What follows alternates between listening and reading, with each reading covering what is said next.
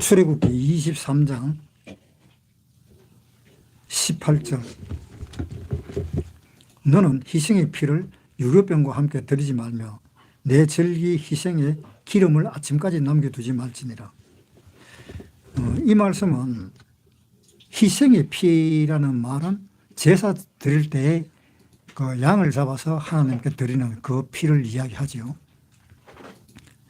그런데 이 희생의 피는 그 성경에 있는 그 원래의 참의 그 희생의 피가 누군가 하면은 예수님입니다.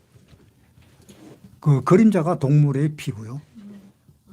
그러니까 예수님의 피는 그 죄를 전혀 알지도 못하는 그분의 피입니다. 그러니까 아주 깨끗한 피잖아요. 그 깨끗한 피하고 18절에 다시 너는 내 희생의 피를 유교병과 함께 드리지 말며, 유교병이라고 하는 말은 죄를 의미하는 겁니다. 그러니까 누룩을 넣으면 빵이 부풀어지잖아요. 그러니까 빵을 부풀게 하는 것이 그 유교병입니다. 그러니까 예수님의 피는 아주 순전하고 아주 깨끗한 피인데 거기에다가 다른 걸 섞지 말라는 겁니다. 그러니까 누룩을 섞으면 안 된다는 이야기입니다. 그러니까 아주 순수한 것은 순수한 것끼리 그렇게 하나님 앞에 드려야 되는데 그걸 섞어가지고 그렇게 하나님한테 드리면 안 된다는 이야기입니다. 하나님께 제사 드리는 것에 대해서 번제도 있고 또 소제도 있고 그 다음에 화목제 있고 그 다음에 속죄제도 있고 그 다음에 속건제, 이렇게 5개의 제가 있는데 그 5개의 제 중에서 유교병을 드릴 수 있는 그 제사는 딱 하나밖에 없습니다. 화목제의 제사인데 화목제의 제사는 유교병하고 같이 드릴 수가 있습니다. 왜냐하면 서로 화목하는, 그러니까 서로 교제하는 제사, 서로 교제하는 제사는 유교병을 하나님이 허락을 하십니다. 하나님과 서로 그 화목하는 그 제사는 하나님이 인정을 합니다. 왜냐? 사람은 아무리 깨끗하다 해도 깨끗하지를 못하는 것이니까 그것은 유교병이다. 유교병하고 같이 먹을 수가 있다라는 그런 의미지요. 속죄제는 죄를 없애는 제사고 속건제도 죄를 없애는 제사고 그 다음에 소제나 번제는 하나님께 무조건 완전히 드려야 되는 제사입니다. 그러니까 사람이 먹을 수 있는 제사가 아닙니다. 소제나 번제나 무조건 태워야 되는 겁니다. 그러니까 하나님 앞에 드리는 제사는 아주 깨끗한 제사지요. 그러니까 깨끗하지 못한 누룩이 섞인 그 제사는 화목제밖에 없다는 겁니다. 왜냐? 화목제는 서로 화목하자라는 의미니까, 교제하자라는 의미니까 그 교제 속에 그 화목하는 그 속에는 구원받은 사람도 있고 안 받은 사람들도 있고 또는 구원받아가 깨끗한 사람도 있고 또 구원을 받지 못해서 깨끗하지 못한 사람들도 있고 그러니까 화목제만은 유교병하고 같이 먹을 수 있다. 그런 이야기입니다. 그래서 18절에 너는 내 희생의 피를 유교병과 함께 드리지 말며, 이는 화목제가 아니니까 내 희생의 피를 유교병과 함께 드리지 말며 내 절기의 희생의 기름을 아침까지 남겨두지 마라. 그래서 하나님 그 절기의 그 기름은 아침까지 남겨두지 마라라고 되어 있습니다. 하나님이 제일 좋아하는 그 제사는 뭐로 드리는 것을 제일 좋아하는가 하면은 기름으로 제사 드리는 것을 제일 좋아합니다. 왜냐? 기름은 생명의 원천이라 할 정도로 그만큼 중요한 일을 하는 거예요. 그러니까 하나님은 우리 보고는 기름을 못 먹기로 했지만은 하나님한테 바치라고 이야기했습니다. 그 기름을 바치는 것은 하나님이 모든 재물 중에서 가장 귀한 재물이다라고 생각을 하면 됩니다. 그래서 이 기름을 하나님한테 바치되 18절에 너는 내 희생의 피를 유교병과 함께 드리지 말며 내 절기에 희생의 기름을 아침까지 남겨두지 마라. 이 말은 그 기름 드리는 것을 아까워한다라든가 그런 마음을 가지면 안 된다라는 이야기입니다. 그러니까 그 기름을 아끼면서 그 기름을 완전히 다 바치지도 않고 남겨둔다라는 것은 하나님이 허용하지 않는다는 겁니다. 그러니까 우리가 제사를 지내되 하나님 앞에 기름을 바쳐야 될 때는 그 기름은 아끼지 말고 다 바치라라는 이야기입니다. 그 기름을 우리가 먹을 수는 없습니다. 하나님만 먹을 수 있는 겁니다. 그래서 하나님이 먹는다고 해서 그냥 그 기름을 우리가 먹듯이 그렇게 먹는 것은 아니고 하나님은 그 기름을 태워버립니다. 다. 태우는 것이 하나님이 받아들인다. 하나님이 먹는다. 이렇게 해석을 할 수 있습니다. 이 내용의 이 말씀이 신약 시대에 와서는 어떻게 해석이 되느냐. 그 아침까지 남겨둔다라는 것은 그 기름을 아낀다라는 의미가 들어있는 겁니다. 그러니까 하나님한테 바치는 것은 아까워하지 말고 다 바치라라는 그런 의미가 있고요. 그 다음에 유교병과 함께 드리지 마라 하는 그것은 하나님이 그 양의 피를 하나님이 받으시듯이 그 양은 예수님을 의미하고 있고 예수님의 피는 아주 깨끗한 피라는 것을 알고 있기 때문에 그 깨끗한 피에다가 누룩을 섞지 마라 이런 이야기입니다. 그러니까 깨끗한 피는 깨끗한 피 그대로 드려야 된다는 겁니다. 그것이 신약 시대에 와서 어떻게 해석을 해야 되는가 하면은 우리가 구원받았을 때에 예수님의 아주 깨끗한 그 피로 우리가 구원을 받았습니다. 그 아주 깨끗한 피로 하나님한테 드렸듯이 우리가 그 깨끗한 피로 하나님한테 드려야 되는데 우리가 다른 것을 섞으면 안 된다는 겁니다. 다른 것을 섞는 것은 바로 그 누룩을 섞는다는 뜻입니다. 그것은 바로 죄라는 뜻입니다. 그러니까 하나님한테 드릴 때는 화목제와 같지 않다는 겁니다. 화목제는 같이 사람들이 예수님하고 제사장하고 평민들하고 다 섞여가지고 같이 먹는 것이 화목제고 그 음식을 같이 먹는 것이 그러니까 화목제는 다 같이 먹으니까 유교병도 허용이 되지만 그 화목제 이외에 다른 제사는 하나님만 받으시는 겁니다. 그러니까 하나님은 유교병을 받지 않는다는 이야기입니다.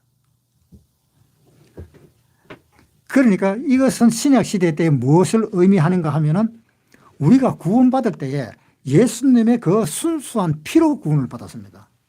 그 순수한 피로 구원을 받았는데 당신은 어떻게 구원을 받았느냐라고 이렇게 물어보면 혹시 이런 경우가 있을지도 모릅니다.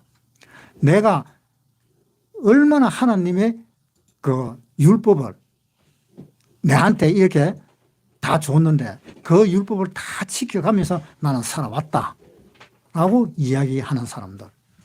그 사람들은 바로 하나님 예수님의 피에다가 뭘 섞어버렸는가 하면 자기의 의를 섞어버린 거예요. 그렇게 하면 안 된다는 겁니다. 그러니까 하나도 섞지 말라는 겁니다. 그러니까 하나님의 피로 구원을 받았으면은 하나님의 피로 구원을 받은 것이 거기에다가 어떤 다른 것을 개입을 해가지고 섞어버리면 안 된다는 겁니다. 당신은 어떻게 이까지 천국에 왔노? 이렇게 물었을 때, 예수님의 피로 내 죄를 다 사함받고 내가 올라왔습니다. 이렇게 이야기를 해야 되는데, 하나님이 우리한테 주신 그 율법이라든가, 하나님이 우리한테 주신 그 사랑의 법이라든가, 그런 걸 다 지켜서 내가 왔습니다 하면은 그 사람은 안 된다는 겁니다. 그러니까 뭘 하나라도 조금이라도 섞이면 안 된다는 겁니다. 그러니까 그 점을 조심해야 돼요. 그래서 어떤 사람들은 자기는 구원받았다 그랬는데 어떻게 해서 구원받았냐 이렇게 하면 나는 아침에 일어나면 새벽부터 나는 하나님을 섬겼다. 그래서 내가 구원받은 거다. 이렇게 말하는 사람들은 완전히 엉터리다는 이야기입니다. 그런 제사는 하나님이 받지도 않습니다. 그 다음에 19절에 너의 토지에서 처음 익은 열매의 첫 것을 가져다가 너의 하나님 여호와의 전에 드릴지니라. 너는 염소 새끼를 그 어미의 젖으로 삼지 말지니라. 자, 여기서 너의 토지에서 처음 익은 열매의 첫 것을 가져다가 너희 하나님 여호와의 전에 들으라. 제일 처음에 수확한 것을 하나님한테 들으라라고 이야기되어 있습니다. 그것은 이렇게 생각하면 가장 좋아요. 하나님이 우리한테 준 것이 뭐냐? 하나님의 첫 아들을 우리한테 준 거잖아요. 하나님의 첫 아들을 우리한테 줬기 때문에 너희도 내한테 첫 번째 걸 주는 것이 마땅하지 않느냐라는 이야기입니다. 그런데 첫 번째 주질 않고 두 번째, 세 번째, 네 번째 이런 식으로 순서가 뒤바뀌어 버리면 안 된다는 이야기입니다. 그러니까 무슨 일을 하든 내가 하나님을 먼저 생각해서 어떻게 하는 것이 하나님의 뜻에 맞는 것이다 라는 것을 먼저 생각을 해서 일을 하라는 겁니다. 그러니까 우리가 직장을 구한다라든가 그랬을 때도 마찬가지입니다. 내가 직장을 구하는 것도 하나님 입장에서 하나님이 뭘 원하시는지 그것을 먼저 생각해서 그거에 따르는 그 직장을 선택해서 직장을 다니는 것이 옳은 거다는 겁니다. 그러니까 거기에 따르지 않고 내 개인적인 어떤 생각이 들어가 버리면 그거는 안 된다는 겁니다. 그러니까 신앙생활은 무조건 하나님이 먼저다. 사실 그렇잖아요. 하나님이 우리를 창조 안 했으면 우리는 이 세상에 있지도 않아요. 하나님이 사람을 창조했기 때문에 우리가 지금 현재 이 세상에 있는 겁니다. 그러니까 하나님이 창조를 해가지고 우리가 하나님의 말을 듣지 않으면 하나님이 니는 안 되겠다. 니는 이 세상에 놔둬봐야 내한테 민폐만 끼치지. 네가 나를 위한 그 말은 도저히 내가 이해가 안 간다. 그렇게 하나님이 생각을 해버려서 우리를 데려가 버리면 방법 없잖아요. 하루쯤에 끝나버리잖아요. 그러니까 모든 것은 하나님에게 있다라는 것을 생각을 하고 모든 일을 할 때도 누구를 먼저 맞추어 봐야 되느냐. 하나님하고 먼저 계산을 해봐야 되는 겁니다. 하나님하고 계산해서 그 계산이 맞아 떨어졌을 때에 비로소 그 일을 하는 겁니다. 그러니까 모든 것은 우선순위가 하나님한테 있다는 거. 그리고 너는 염소 새끼를 그 어미의 젖으로 삼지 말지니라. 염소 새끼를 갖다가 어미의 젖으로 삼는다는 것은 아마 이 당시에는 가나안이라든가 그런 나라의 사람들은 아마 음식을 좀 더 맛있게 하기 위해서 그 어미의 그 젖을 짜가지고 거기에다가 자기 새끼를 갖다가 집어넣어가고 삶아버리고 그러니까 먹는 그런 경우가 있었던가 봐요. 그러니까 하나님이 아마 이 이야기가 나온 것 같은데 이 어미의 젖이라는 것은 무엇을 의미하는 거면 생명을 의미합니다. 왜? 젖을 먹고 살아야 되잖아요. 젖을 안 먹고는 못 살잖아요. 방금 새끼 낳는 그 새끼한테 밥을 준다 하는 것은 불가능하잖아요. 밥을 줘도 못 먹습니다, 새끼는. 그러니까 새끼에게 생명을 준다라는 그 의미가 있다는 겁니다. 젖을 준다는 것은. 그러니까 이 새끼에게 젖을 줘서 새끼를 살려야 되는데 그 새끼한테 줘야 될 그 젖을 갖다가 짜모아가지고 그걸 갖다가 아예 새끼를 하고 같이 넣어갖고 삶아버린다 하면은 그것은 뭔가 문제가 있잖아요. 어떻게 보면 아주 잔인한 거지. 그러니까 그렇게 잔인한 그런 짓은 하지 말라는 겁니다. 그 다음에 20절에 내가 사자를 내 앞서 보내어 길에서 너를 보호하여 너로 내가 예비한 곳에 이르게 하리니. 이 말씀은 사자를 하는 말은 한마디로 보호하는 일을 하는 역할을 하는 근사나 뭐 그런 사자로 이야기를 하면서 사자를 내가 네 앞에 먼저 보낸다라는 이야기입니다. 그런데 여기서 이 내용은 20절에 내가 사자를 네 앞서 보내어 길에서 너를 보호하여 너로 내가 예비한 곳에 이르게 하리라. 내가 예비한 곳으로 이르게 하겠다. 요한복음 한번 보겠습니다. 신약 172페이지 14장 1절부터 읽겠습니다. 너희는 마음에 근심하지 말라. 하나님을 믿으니 또 나를 믿으라. 내 아버지 집에 거할 곳이 많도다. 그렇지 않으면 너희에게 일렀으리라.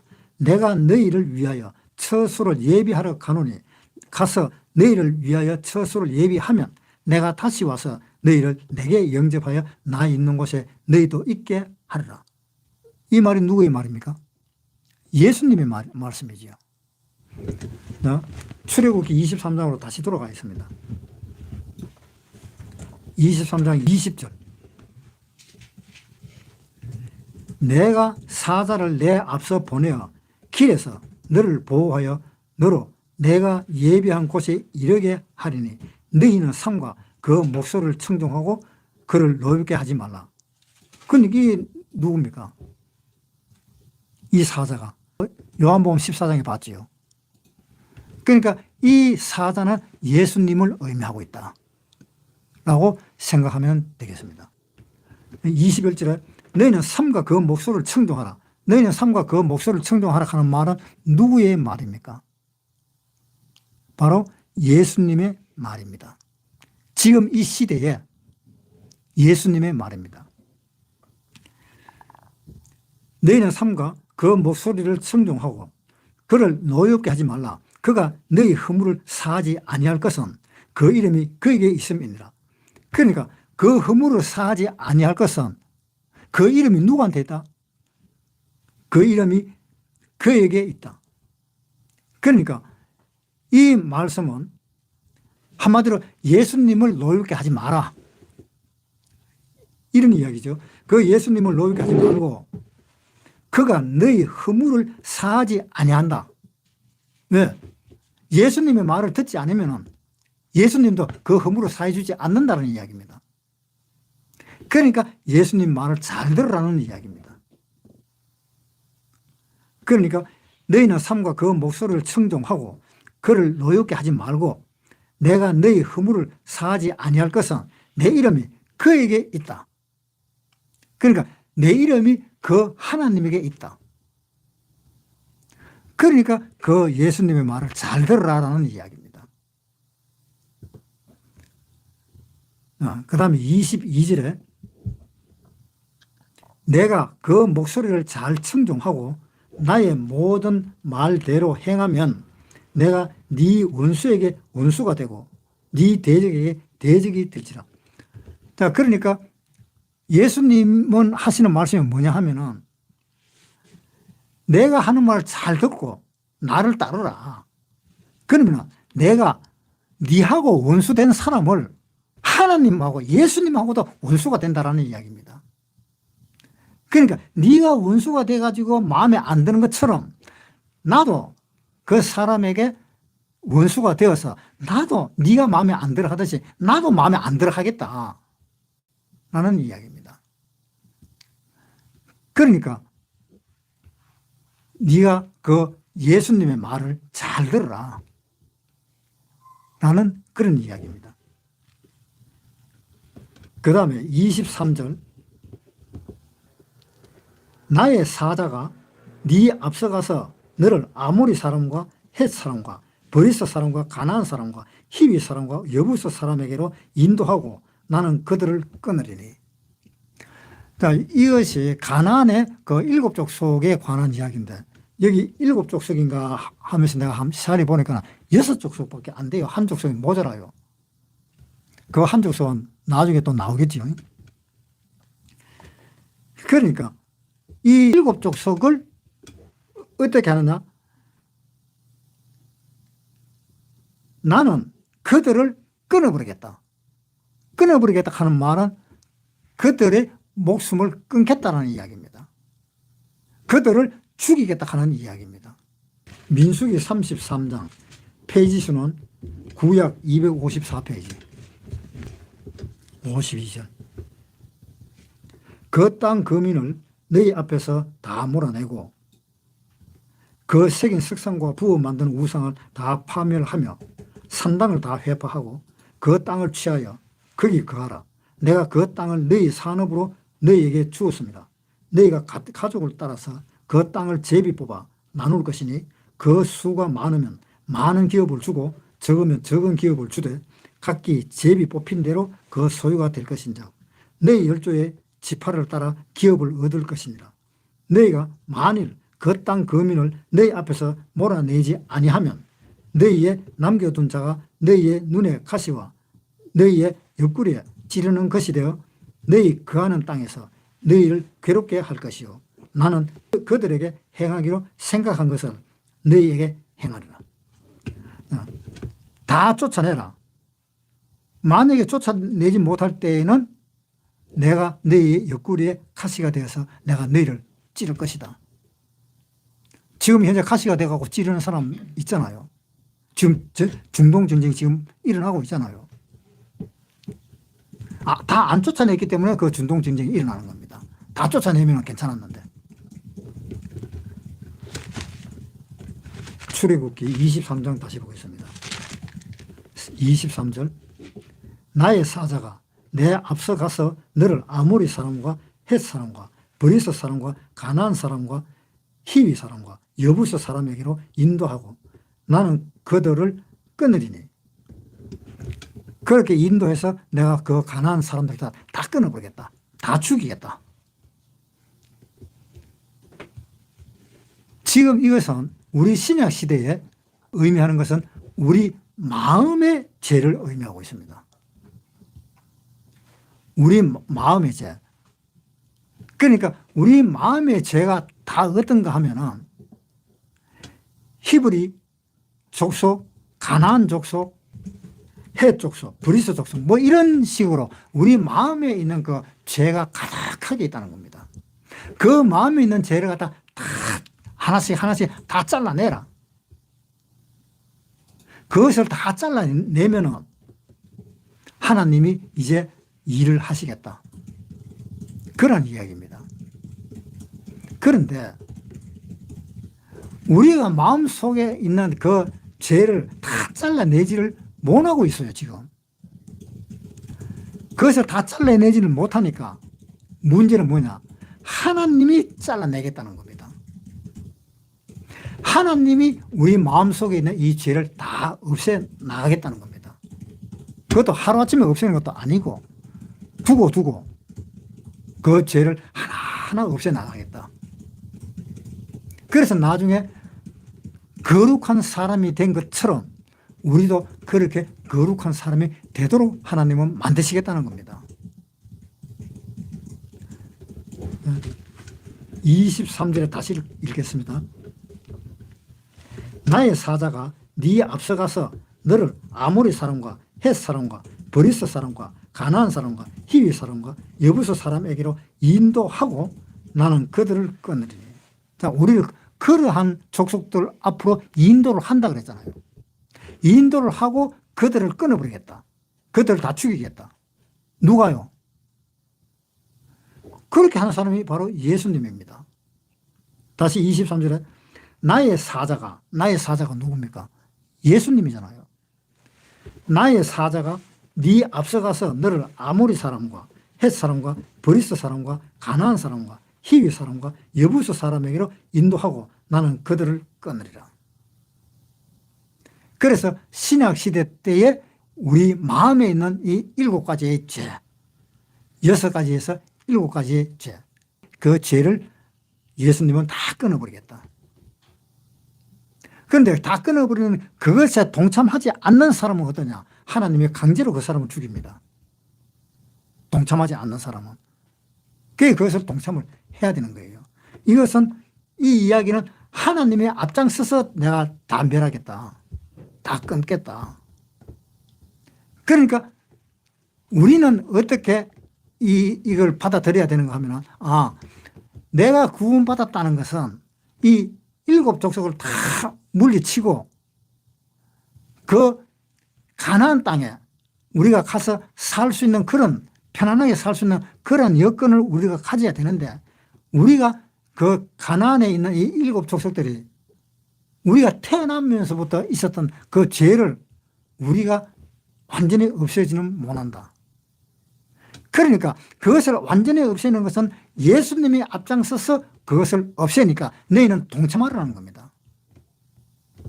동참하면은 예수님은 다 없애주는 그것에 우리가 동참을 해서 천년왕국이라든 그러한 곳에서 우리가 그 하나님의 나라를 만끽할 수 있도록 하나님이 인도하겠다는 겁니다. 그러니까 그것을 내가 그렇게 가나안 땅, 가나안 족속을 죽이는 것이 아니라 하나님이 주시는 그 일에 내가 동참을 하면 된다는 겁니다. 그것이 신약 시대에 우리에게 하는 이야기입니다. 그 동참하는 것이 뭡니까? 지금 우리가 교회에 나와서 같이 예배를 보고 하는 그것들이, 같이 움직이는 것들이 하나님은 7족속을, 우리 마음에 있는 이 7족속을 진멸하는 과정에 있는 겁니다. 그것을 진멸하는 과정에 있는 그 교회에 있는데 그 교회에 자기도 동참을 해야 되는데 그 동참을 안 하면 그 문제지요. 그러니까 우리가 지금 신앙생활을 하고 있다는 것은 바로 뭐냐? 그 7족속을 무너뜨리는 그 일에 예수님이 앞장서서 진멸하고 그 다음에 우리라는 이 교회에 예수님을 따라서 같이 함께 진멸해 나간다는 뜻입니다. 출애굽기 23장 다시 보겠습니다.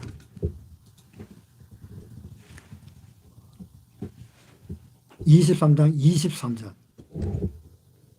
나의 사자가 내 앞서 가서 너를 아모리 사람과 헷 사람과 브리스 사람과 가나안 사람과 히위 사람과 여부스 사람에게로 인도하고 나는 그들을 끊으리니. 그 7족속을 끊어버리겠다. 그 7족속을 끊으면 뭐 하겠어요 우리가? 전도하는 것밖에 없잖아요. 그 7족속을 전도하는 길밖에 없잖아요. 그것이 선한 일이잖아요. 그 다음 24절. 너는 그들의 신을 숭배하지 말며 섬기지 말며 그들의 소위를 본받지 말고 그것들을 다 회파하며 그 주장을 타파하고. 그러니까 이제 7족속이 섬기는 그 모든 것들을 다 멸절시키라. 다 부숴내버려라. 그 말입니다. 자, 우리가 구원받고 난 뒤에 딱 느끼는 것이 뭐 다른 사람은 어떤지는 모르겠습니다만 나는 당장 느끼는 것이 이제 하나님의 말씀을 잘 들어야 되겠다라는 그 생각이 드는 겁니다. 그 하나님의 말씀을 잘 들어야 되겠다는 그 말씀이 바로 주상을 타파하고 그 사람이 믿는 그 신들을 몰아내고 그것이 당장 머리에 떠오르는 거 아닙니까? 그러니까 다른 사람 말은 안 듣고 나는 하나님 말만 듣겠습니다라는 이야기입니다. 그런 생각이 저는 들었습니다. 아마 여러분도 그런 생각이 아마 있었을 겁니다. 그렇게 강하지는 않아더라도 강한 사람도 있겠지. 그렇지만은 그러한 생각이 다 있었을 겁니다. 25절에 너의 하나님 여호와를 섬기라. 그리하면 여호와가 너의 양식과 물에 복을 내리고 너희 중에 병을 제하리니. 자, 너희 양식과 물에 복을 내린다. 물이라 하는 것은 만물의 근원이잖아요. 물이 없으면 못 살잖아요. 그런데 물에다가 복을 내리겠다. 양식도 내리겠다. 그리고 또 병도 없애겠다라는 이야기입니다. 우리가 전도를 할 때는 병을 낫아준다 하는 그런 식으로 전도는 절대로 안 합니다. 왜 안 하느냐? 그 사람이 하나님을 믿을 때에 병을 낫도록 하기 위해서 하나님을 믿을까 봐. 그렇게 생각을 해서 하나님을 믿는다라면 그 사람은 구원을 못 받습니다. 왜냐하면 거기에 자기 몸에 있는 그 병의 신경을 바짝 쓰기 때문에 하나님이 우리 마음의 양심에다가 주는 그 복을 깨닫지를 못하고 단지 자기 몸에 있는 그 병만 나사 주면은 자기는 복을 받은 거라고 생각할 수 있기 때문에 그것을 없애기 위해서 전도할 때는 절대로 그런 이야기 안 합니다. 자연적으로 알게 되겠지요. 마태복음 8장 17절 이는 선지자 이사야로 하신 말씀에 우리 연약한 것을 친히 담당하시고 병을 짊어지셔도다. 자, 병도 가져갔지요.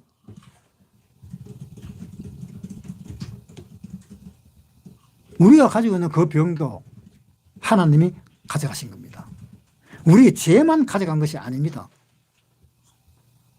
죄도 가져가시고 병도 가져가셨습니다. 그래서 제가 전도를 하다 보면은 어떤 사람은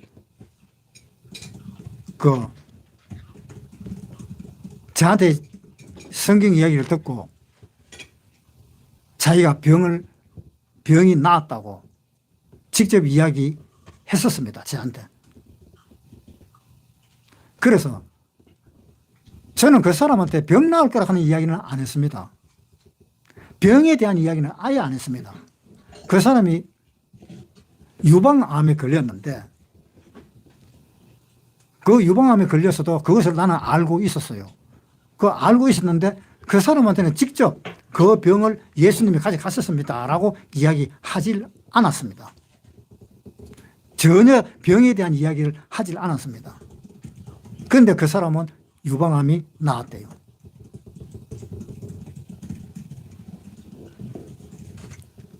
그러니까 하나님은 사실상 육신에 있는 병도 가져갔습니다. 그런데 이런 경우는 어떻게 될까? 구원을 받았는데 어떤 사람은 암에 또 걸려보는 사람도 있어.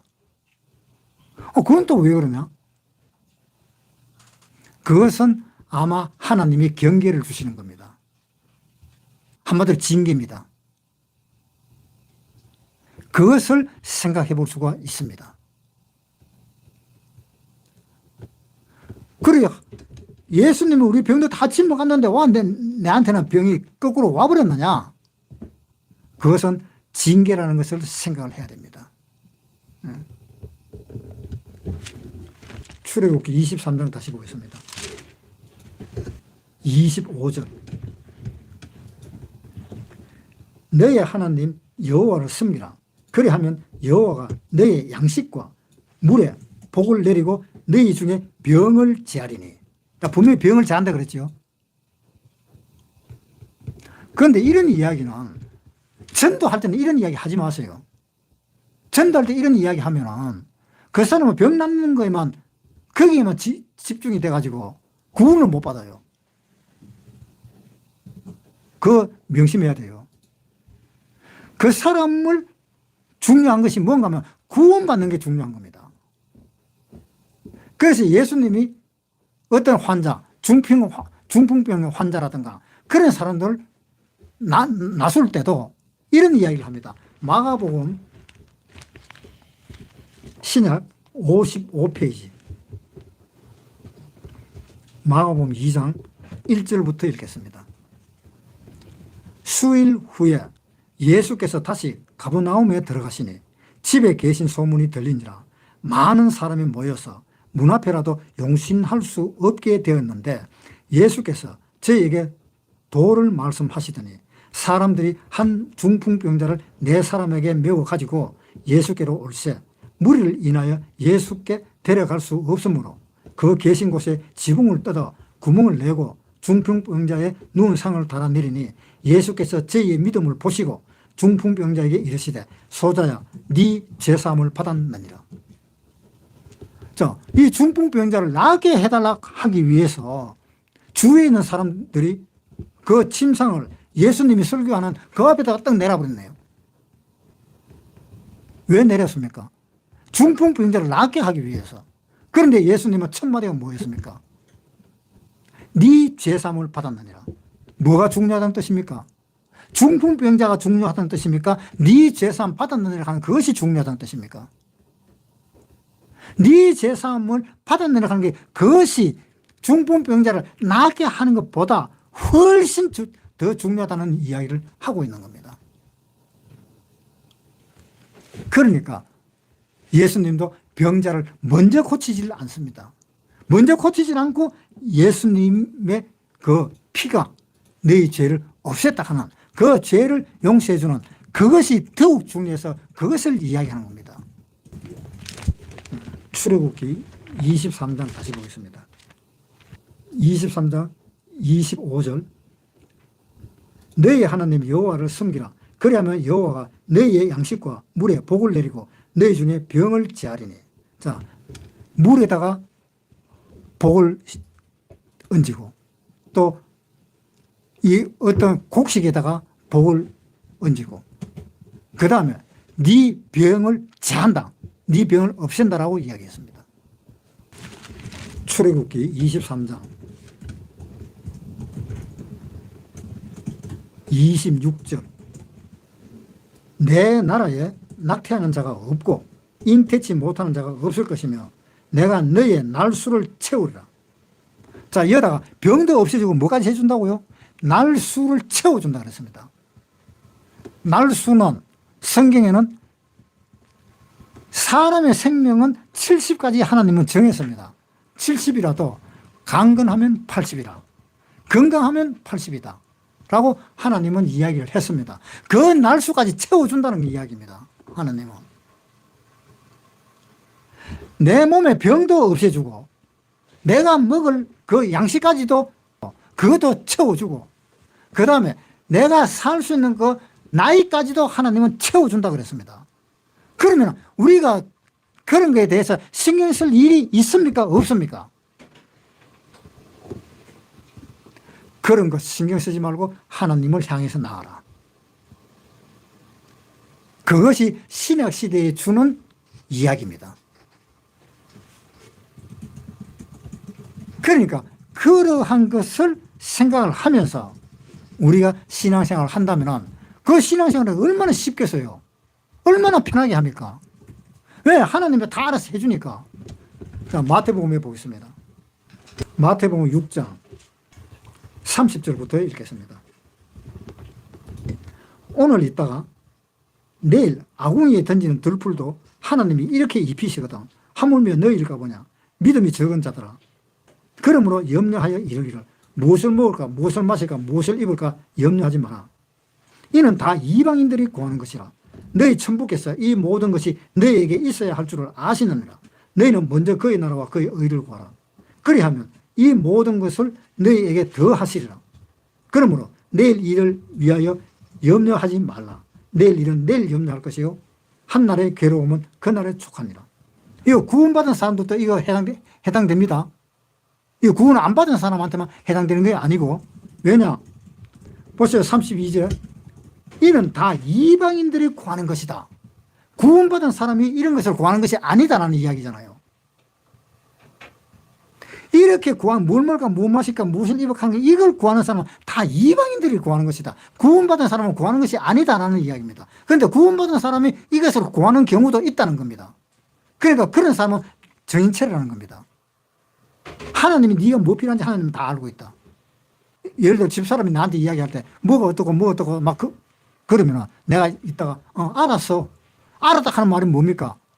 그걸 내가 다 해내겠다 하는 이야기잖아요. 그걸 안 하고 알았다 그러겠어요? 하나님은 다 아신다 그랬잖아요. 다 알았다 그랬잖아요. 다 알았으니까 거기에 대한 근심은 할 필요가 없다는 겁니다.